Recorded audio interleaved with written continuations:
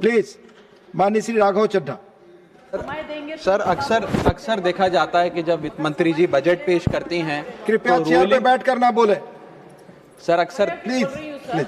अगर समय देंगे तो हम बगैर पेपर देख के बोलेंगे, मगर समय नहीं होगा तो पेपर पढ़ना पड़ेगा सर। आप बहुत सीनियर सदस्य हैं, समय आवंटित होता है पार्टी दलों के द्वारा बीएससी मीटिंग में, ये चेयर नहीं करता, आप जरूर जानती होंगी। Please Raghav Chadha ji please. Sir अक्सर देखा जाता है जब वित्त मंत्री बजट पेश करती हैं तो रूलिंग कोalition के जो एमपीज हैं, जो ट्रेजरी बेंचेस पर बैठते हैं, वो सरकार की तारीफ करते हैं और कहते हैं कि इससे भारतीय अर्थव्यवस्था में क्रांति आ जाएगी इस बजट से। और विपक्ष में जो बैठे हैं वो अक्सर निंदा करते हैं, कहते हैं किसान की कमर तोड़ दी, बहुत महंगाई हो गई, अमीर और अमीर हो रहा है, गरीब और गरीब हो रहा है। लेकिन मैं आज प्रयास करूंगा कि एक ऑब्जेक्टिव एनालिसिस इस बजट का करूं और कंस्ट्रक्टिव क्रिटिसिज्म अपना आपके माध्यम से वित्त मंत्री को दूं। So the title of my speech is The Good, the Bad and the Way Forward. 4 good things that I found in this budget, 4 bad things that I found in this budget, and 4 innovative suggestions to the Honorable Finance Minister. So the first good thing that I found in the budget is that there was an increase in the STT for derivative trading. Usually सरकार की निंदा हुई इस विषय को लेकर, markets भी गिरी, लेकिन मेरा यह मानना है कि इस कदम से स्पेक्युलेटिव ट्रेडिंग यानी कि सट्टा ट्रेडिंग समाप्त होगी या कम होगी और रिटेल इन्वेस्टर, जो 90% रिटेल इन्वेस्टर एफएनओ सेक्टर में नुकसान भुगतता है, फ्यूचर्स एंड ऑप्शंस के चलते जुआ खेलता है, उसमें आपको रिटेल इन्वेस्टर की प्रोटेक्शन का एक माध्यम बन सकता है। लेकिन मैं इसी के साथ साथ वित्त मंत्री जी को याद दिलाना चाहूंगा कि एसटीटी का जेनेसिस क्या है, एसटीटी का जन्म कब हुआ। एसटीटी हमारे senior colleague mister P Chidambaram जब फाइनेंस मिनिस्टर थे तो उन्होंने इंट्रोड्यूस किया, and it was introduce to replace long term capital gain tax on equities. जब long term capital gain on equities zero था, तब एसटीटी को लाया गया कि वे एक सिंपल अपफ्रंट लेवी होगी ट्रेड्स पर regardless of profit and loss. लेकिन अब सरकार ने long term capital gain tax भी लगा दिया, एसटीटी भी लगा दिया, और रिटेल इन्वेस्टर को और तमाम इन्वेस्टर्स को एक प्रकार से डिसइंसेंटिवाइज किया। मैं एक सुझाव लाया हूं सरकार के लिए जिससे long term house hold earnings बढ़ेंगी, वेल्थ क्रिएशन होगा और वेल्थ पार्किंग रियल एस्टेट और गोल्ड के सेक्टर से निकलकर इक्विटीज में आएगी और स्पेक्युलेटिव ट्रेडिंग और कम होगी और long term investment behaviour investors का बढ़ेगा। वो की है कि long term capital gain tax on equities should be made nil in this country for individual investors. दुनिया की कई ऐसे देश हैं जिसके अंदर long term capital gain tax equities पे खास तौर पे शून्य है, जैसे कि Switzerland, Singapore, UAE, New Zealand, Hong Kong, Qatar, Malaysia. मैं चाहूंगा कि जब एसटीटी बढ़ाया जा रहा है तो इसी बजट में ही long term capital gain tax को जीरो किया जाए। सर मेरा दूसरा जो मैं सरकार के बजट को एक्नॉलेज करना चाहूंगा वो ये है कि कैपेक्स के जो एक्सपेंडिचर एलोकेशन होता है उसमें एक बढ़ोतरी देखी गई। जहां वित्तीय वर्ष 18-19 में मात्र 3 लाख करोड़ कैपेक्स था, वो इस वित्तीय वर्ष में 12 लाख करोड़ तक पहुंचा है, which is 4.4% of the GDP, which is a good step. It will have a multiplier effect and it will prioritise asset creation. लेकिन इसके साथ साथ सरकार को 5 साल में क्या कैपेक्स वो कौन कौन से क्षेत्रों में खर्चा करने जा रही है उसका एक ब्यौरा देना चाहिए ताकि प्राइवेट सेक्टर भी इस कैपेक्स के खर्चे को मैच कर सके।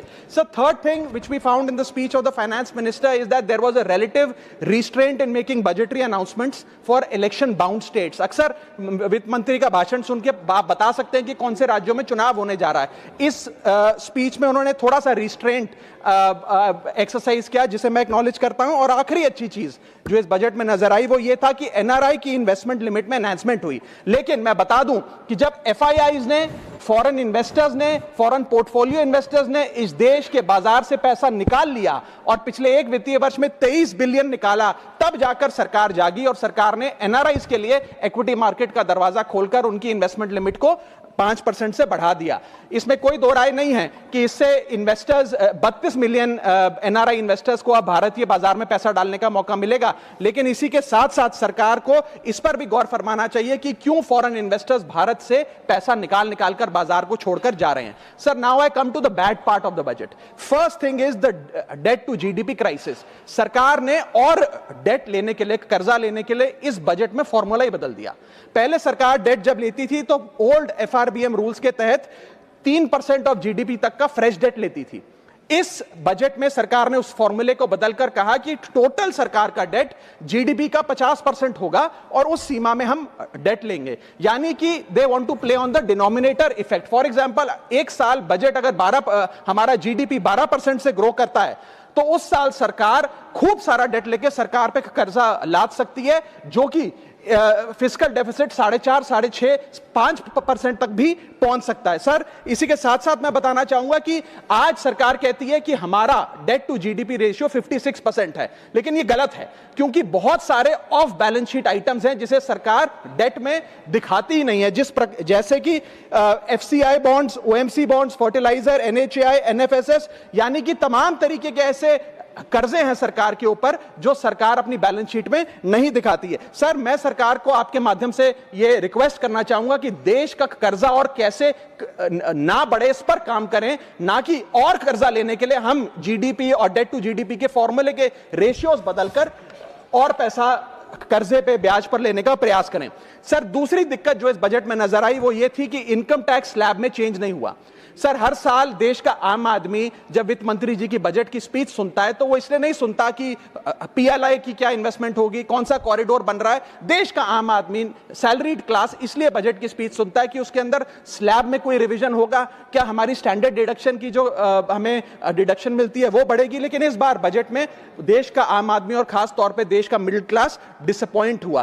पहले ही there has been a stagnation in the salaries, inflation 6.8% पे खड़ा है, लेकिन उसके बावजूद हमने इस बार कोई स्लैब में या स्टैंडर्ड डिडक्शन में चेंज नहीं देखा। मैं आपके माध्यम से वित्त मंत्री जी को रिक्वेस्ट करना चाहूंगा कि आप इसी बजट में अनाउंसमेंट करें कि स्टैंडर्ड डिडक्शन जो 75,000 रुपए उसे बढ़ाकर सैलरीड क्लास के लिए 1.5 लाख रुपए किया जाए। Sir, third problem that was there with the budget is that there was no relief for the middle class. Sir, after a very long time in India's history, the personal income tax collection was more than the corporate income tax collection, यानी कि individuals ने जो income tax भरा वो लगभग 11 लाख करोड़ के आसपास भरा, और कंपनियों ने, कॉर्पोरेट ने जो इनकम टैक्स भरा वो लगभग 9.8 लाख करोड़, यानी कि मैक्सिमम टैक्स आपको इंडिविजुअल्स के इनकम टैक्स से मिल रहा है। आप मिडिल क्लास वो टैक्स भर रहा है। आज वो दौर आ गया है कि हम मिडिल क्लास को अपलिफ्ट करें, मिडिल क्लास को पैम्पर करें, नहीं तो मिडिल क्लास एक सैंडविच की तरह रिच क्लास और पुअर क्लास में दबता चला जा रहा है। सर, राइजिंग कॉस्ट प्रेशर्स के चलते पिछले वित्तीय वर्ष में मिडिल क्लास ने देखा कि उसके एजुकेशन के खर्चे में 8% की बढ़ोतरी हुई, हेल्थ केयर 9% से महंगा हुआ, रेंट 7% से, फूड 6% से, ट्रांसपोर्ट 5% से। मेरा रिक्वेस्ट यह है माननीय फाइनेंस मिनिस्टर से कि वो इनकम टैक्स में रियायत देकर या तो मिडिल क्लास को कोई रिलीफ दें, और अगर इनकम टैक्स में रियायत नहीं दे सकती हैं तो उसकी सेविंग्स और इन्वेस्टमेंट्स पे उसको बेनिफिट दें, उसे इंसेंटिव्स दें कि वो ज्यादा बचत करे, ज्यादा वेल्थ क्रिएशन कर पाए। Sir, fourth problem in this budget that I found was the budgetary allocation to health, which is low and which certainly needs a relook. Sir, आज हमने अपने टोटल गवर्नमेंट एक्सपेंडिचर का 2% हेल्थ को allocate किया है, लगभग 1 लाख करोड़ के आसपास। नेशनल हेल्थ पॉलिसी 2017 बताती है सर, और सरकार का ये अपना ऑब्जेक्टिव रहा है, गोल रहा है, that spending on public health should be 2.5% of GDP।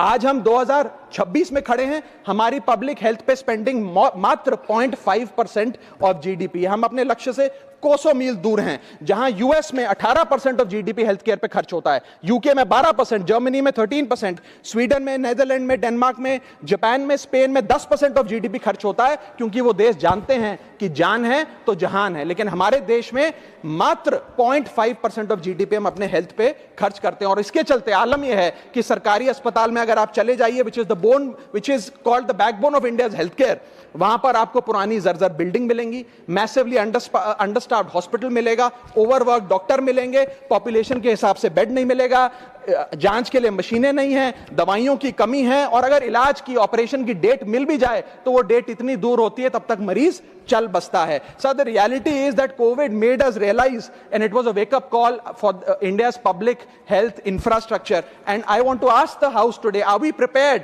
God forbid, if there were to be another pandemic और another big sort of raging pandemic in this country, and the answer to that is no। और private अस्पतालों की sir हालात ये हैं कि अगर आज आपको प्राइवेट अस्पताल में इलाज करना पड़े तो आपको लोन लेना पड़ता है, अपने घर के गहने, अपना रियल एस्टेट एसेट बेचकर पता नहीं कितने हजारों लाखों लोग हर साल भारत में गरीबी रेखा के नीचे चले जाते हैं क्योंकि उन्हें एक हेल्थ इमरजेंसी के चलते प्राइवेट अस्पताल में इलाज कराना पड़ता है। सर, जैसे वन नेशन वन इलेक्शन इस देश में लागू किया जा रहा है, वन नेशन वन टैक्स की ओर हम बढ़ रहे हैं, वैसे ही one nation one medical treatment की ओर बढ़ना चाहिए। सबको नंबर 1 मेडिकल ट्रीटमेंट देश में मिले, ऐसी व्यवस्था बननी चाहिए। सर, मेरे 4 सुझाव जो आपके माध्यम से मैं वित्त मंत्री को देना चाहूंगा।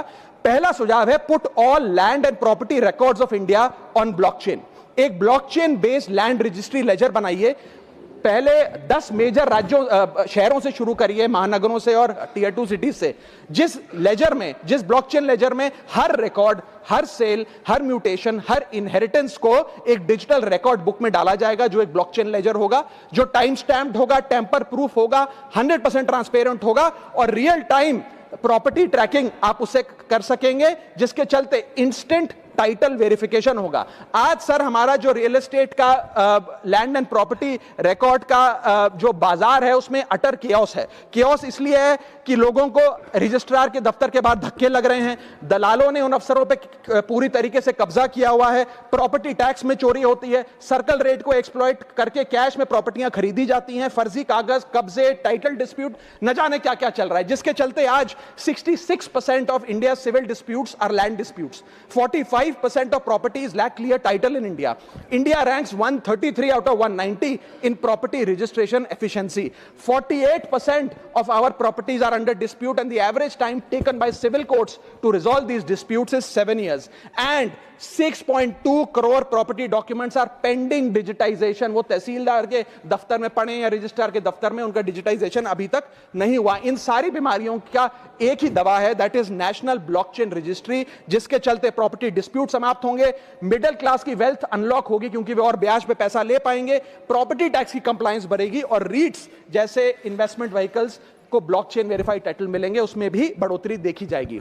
इसी के साथ साथ सर दुनिया के कई देशों ने इसे लागू कर दिया है। स्वीडन में यह लागू है, जहां पर एक दिन में आप प्रॉपर्टी का ट्रांजैक्शन कंप्लीट कर सकते हैं, वहां डिस्प्यूट रेट 2% है। जॉर्जिया में है, जहां 3 दिन में प्रॉपर्टी का ट्रांजैक्शन खत्म हो जाता है, डिस्प्यूट रेट 1% है। और यूएई में है, जहां 10 मिनट में आप अपनी प्रॉपर्टी खरीद बेच सकते हैं, वहां डिस्प्यूट रेट 1% से भी नीचे। और वहां हिंदुस्तान में प्रॉपर्टी बेचनी हो तो 2 से 6 महीने लगते हैं और 48% डिस्प्यूट रेट है। सर, मेरा दूसरा सुझाव है inflation linked salary revision act. Bharat में वेजेस को इंडेक्स करिए महंगाई से। वित्तीय वर्ष 18 से लेकर वित्तीय वर्ष 26 में हमने देखा कि real wages for the salaried class में 16% की गिरावट आई। ये गिरावट का मतलब इन सालों में जितनी महंगाई थी, जिस स्तर पे महंगाई बढ़ी उस स्तर पे वेजेस नहीं बढ़ी, जिसके चलते 16% की गिरावट रियल वेजेस में देखी गई। इसीलिए mandatory wage indexation formula is the need of the hour and the government must look at it. इसके चलते तमाम फॉर्मल सेक्टर्स में, corporate, shops, factories, gig workers, सबको इन्फ्लेशन इंडेक्स वेज हाइक मिलेगा। और सरकार के मुलाजिम को तो मिलता ही है, हर साल डियरनेस अलाउंस मिलता है, उसके बाद आप हर कुछ सालों में पे कमीशन लागू होता है। इससे आप 20 करोड़ आबादी, which is 45% of India's total workforce, आप उसे एड्रेस कर पाएंगे। सर, इसी के साथ साथ मैं बताना चाहता हूं कि दुनिया के कई देशों में यह पहले से ही लागू है। यूएस के अंदर COLA, cost of living adjustment system लागू है, जिसके अंदर एनुअल और ऑटोमेटिक रिवीजन होता है। जर्मनी के अंदर हर 18 से 24 महीने के अंदर महंगाई के अनुसार सैलरी बढ़ा दी जाती है। जापान के अंदर शिंटो मेथड यूज होता है, जिसमें annual inflation index wage hike दी जाती है। और बेल्जियम में ऑटोमेटिक इंडेक्सेशन लॉ है, जिसमें क्वार्टरली बेसिस पर एम्प्लॉइज की सैलरी बढ़ाई जाती है। Sir, India is one of the only countries in major economies where 85% of our formal workforce has zero statutory inflation protection. We are at the mercy of the employer discretion and our own negotiation power to raise our salaries. इसके साथ साथ मुझे लगता है कि एक minimum increase based on inflation होना चाहिए। मेरा थर्ड सुझाव माननीय वित्त मंत्री जी को रहेगा कि स्टेट कैपिटल एक्सपेंडिचर की matching grant, matching funding centre दे, यानी कि हर 1 रुपया जो राज्य की सरकार कैपेक्स पे, कैपिटल एक्सपेंडिचर पे, एसेट क्रिएशन पे खर्च करती है, उसकी मैचिंग ग्रांट 1 रुपया केंद्र द्वारा राज्यों को दिया जाना चाहिए, not as loan but as a grant. आज स्टेट कैपेक्स में दो बॉटलनेक्स है। पहला बॉटलनेक है बोरोइंग कैप, यानी कि कोई भी राज्य अपने स्टेट जीडीपी से 3% से ज्यादा ब्याज पर पैसा नहीं ले सकता, वो कैपेक्स पे नहीं खर्च करता, वो तमाम तरीके के ऑपरेशनल खर्चे करता है। और सेकंड प्रॉब्लम है कि अगर केंद्र सरकार पैसा देती भी है राज्यों को कैपेक्स के लिए, वो लोन की सूरत में देती है, और कंडीशनल लोन की किस एसेट पे कितना खर्च होगा, एक कंडीशनल लोन दिया जाता। मेरा सुझाव है that replace this loan with conditions given by the centre to grant with trust, grant based on trust by the centre. Sir, centre को आने वाले 5 वर्षों के लिए 1.5 लाख करोड़ आवंटित करना चाहिए, not as loan but as these capex grants, ताकि राज्यों में सड़कें बने, इरिगेशन नेटवर्क बने, लोकल पावर इंफ्रास्ट्रक्चर बने, ड्रिंकिंग वाटर सैनिटेशन हो, और अर्बन इंफ्रास्ट्रक्चर में एसेट क्रिएशन, एसेट फॉर्मेशन किया जाए। As not as loan, not on interest, not with principal and with no conditionality. अगर ऐसा होता है तो सबसे पहले तो स्टेट की बैलेंस शीट में this grant will not sit as debt, state की बैलेंस शीट सुंदर होगी, बेहतर होगी। दूसरा, खुलकर राज्य कैपेक्स पर खर्च कर पाएंगे। Third, it will be a high growth and a high job creator, ये ग्रोथ मल्टीप्लायर और जॉब क्रिएटर के तौर पे इसका इस्तेमाल होगा, क्योंकि हर 1 रुपया जो आप कैपेक्स पे खर्च करते हैं उससे भारत का जीडीपी 2 से 3 रुपए बढ़ता है in a span of 3 to 5 years। Cooperative federalism मजबूत होगा, और साथ ही साथ states will become builders and not borrowers in the eyes of the centre. Sir, मेरा चौथा सुझाव जो माननीय वित्त मंत्री जी के लिए है वो ये है कि legalise virtual digital assets as an asset class. India में अभी सर वैसे ही डी फैक्टो लीगलाइज टैक्सेशन है वर्चुअल डिजिटल एसेट्स, यानी कि crypto currency, stable coin etcetera, क्योंकि अगर उनकी खरीद बेच पर कोई मुनाफा होता है तो 30% फ्लैट इनकम टैक्स लगता है, और 1% ट्रांजैक्शन टैक्स जो अपनी वस्तु बेच रहा है उसे सरकार को जमा कराना पड़ता है। But they are somehow not recognised as an asset class. VDS जो वर्चुअल डिजिटल एसेट्स है, एक एसेट क्लास का दर्जा नहीं दिया गया, जिसके चलते कोई डेडिकेटेड लाइसेंसिंग लॉ नहीं है, कोई क्लियर कंज्यूमर या इन्वेस्टर प्रोटेक्शन कानून नहीं है, AML कानून यानी कि एंटी मनी लॉन्ड्रिंग गाइडलाइंस और डायरेक्शंस इस एसेट क्लास के लिए नहीं है, and there is of course no explicit legal classification. As a result what has happened is that 4.8 lakh crore trade in this virtual digital assets has moved offshore. Bharat के बाहर निकलकर वो अन्य देशों में, दुबई, सिंगापुर, मलेशिया और अन्य देशों में इसका ट्रेड हो रहा है, जो भारतीय कर रहे हैं। Second thing that has happened is that 73% of India's crypto trading volume in financial year 25 has moved to offshore exchanges. What has further happened is that 180 virtual digital asset startups have moved to countries like Dubai and Singapore, and as a result जो देश, भारत देश के 12 करोड़ ऐसे लोग हैं जो इन virtual digital assets में, crypto में, RWA यानी कि रियल वर्ल्ड एसेट में, स्टेबल कॉइन में इन्वेस्ट करना चाहते हैं, वो ऑफशोर जाकर इन्वेस्ट कर रहे हैं। जरूरत है कि हम कंप्लायंस हिंदुस्तान में लागू करें, उसे हेविली रेगुलेट करें, लेकिन उसे ऑनशोर लाएं। इसके चलते अगर ऐसा होता है तो सरकार के खजाने में 15 से 20 हजार करोड़ रुपए का इजाफा होगा, उन्हें उतना टैक्स मिलेगा। और इसी के साथ साथ मैं सरकार को कहना चाहता हूं that we currently tax these virtual digital assets as if they are legal, but we regulate them as if they are illegal। मेरा सुझाव है कि इसे heavily regulate करिए, रिंग फेंस करिए इस इकोसिस्टम को, AML गाइडलाइंस यानी कि एंटी मनी लॉन्ड्रिंग कानून और मजबूत करिए, लेकिन prohibition is not protection, regulation is protection। Thank you।